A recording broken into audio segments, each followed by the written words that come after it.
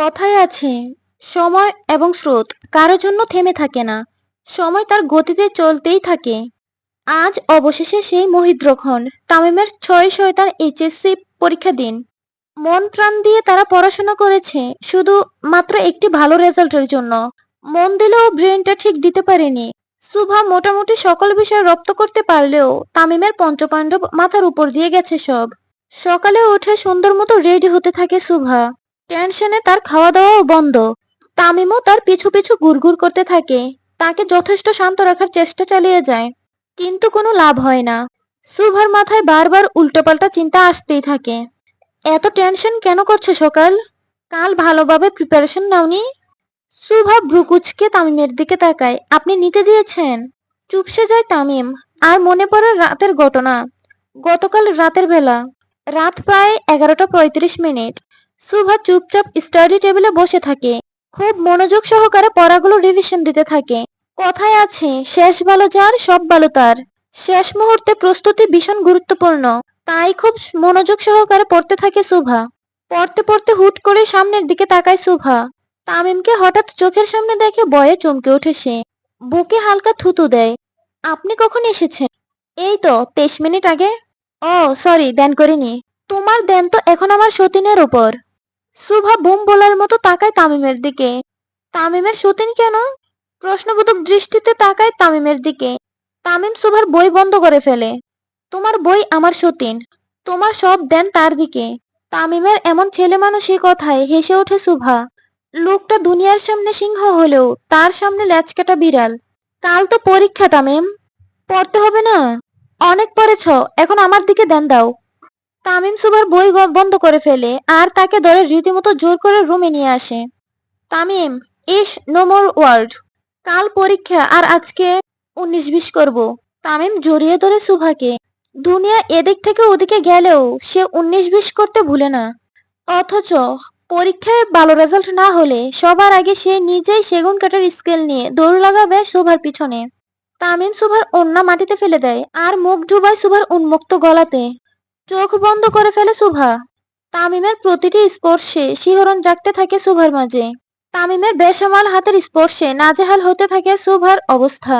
সেও মত্ত হতে থাকে তামিমের মাঝে। রাত প্রায় মধ্যভাগ। একজন আরেকজনকে আলিঙ্গন করে শুয়ে থাকে তামিম সুভা। যেহেতু তামিম সুভাকে আজকে পড়তে দেয়নি, সেহেতু রেজাল্ট খারাপ হলে তামিম নিশ্চয়ই তাকে কিছু বলবে না। মনে মনে নিজেকে সান্ত্বনা দিতে থাকে সুভা। তামিম রেজাল্ট খারাপ হলে কানের নিচে পড়বে। হুড়মুড়িয়ে উঠে বসে সুভা। মানে কি, কাল পরীক্ষা আর আজকে আপনি পড়তে দিলেন না, আবার এখন? তামিম সুভার বাহু টান দিয়ে নিজের উপরে ফেলে। সারা বছর কি করেছ? একদিন আগে কি ঈশ্বরচন্দ্রের বিদ্যাসাগরের আত্মা প্রবেশ করাবে তোমার মাঝে? তামিমের কথা শুনে বোকা বনে যায় সুভা। তামিম নিজের কার্যসিদ্ধিও করলো, আবার সুভাকে থ্রেটও দিল। মির্জাফর তো মারা গেছে, কিন্তু আপনাকে সাথে নিতে ভুলে গেছে। তামিম সুভার গাল টিপে ধরে। আমি শুধু রেজাল্ট দেখব। সুভা অসহায় দৃষ্টিতে তাকিয়ে থাকে তামিমের দিকে। একে তো সারা বছর সে তাকে পড়তে দেয় নাই, এখন আবার রেজাল্ট খারাপ হলে পিটাবে। তামিম যে গার্জিয়ান হিসেবে এত করা, সেটা কল্পনাও করতে পারেনি সুভা। ঘুমাও, সকালে পরীক্ষা আছে। তামিম সুভার মাথা চেপে ধরে শুয়ে পড়ে। কিন্তু সুভার চোখের ঘুম গায়েব হয়ে যায়। এমনিতেও রাত প্রায় শেষের দিকে। সারা রাত তামিম তাকে ডিস্টার্ব করে, আবার মাঝরাতে থ্রেট দিয়ে ঘুমাতে বলে। এক মহা মুশকিলে পড়ে গেছে সুভা বর্তমান। সুভাকে রাতে প্রস্তুতি নিতে দেয়নি তামিম, কিন্তু সকালে উঠে এমন ভাব করছে যেন সুভা নিচ থেকে পড়েনি, সব দোষ তার। জলদি রেডি হও। তামিম সুভাকে তাড়া দিয়ে নিচে নেমে পড়ে। আর সুভা সুন্দর মতো রেডি হয়ে কাগজপত্র সব চেক করে নামতে থাকে। আয়েশা সরকার পঞ্চপাণ্ডবকে নিয়ে নিচে বসে থাকে। সুভা আসতেই তাকে মাথা ঠান্ডা রেখে পরীক্ষা দিতে বলে। ভয়ের কিছু নেই, যা পারবি তাই দিবি, কোনো টেনশন নাই। আচ্ছা মা। আয়েশা সরকার এবং সুভার কথার মাঝে তামিম এসে সুভার সামনে দাঁড়ায়। আমি শুধু রেজাল্ট দেখব, খারাপ হলে কানের নিচে পড়বে। মা, শয়তান সরকার কাল থেকে আমার পিছনে লেগেছে।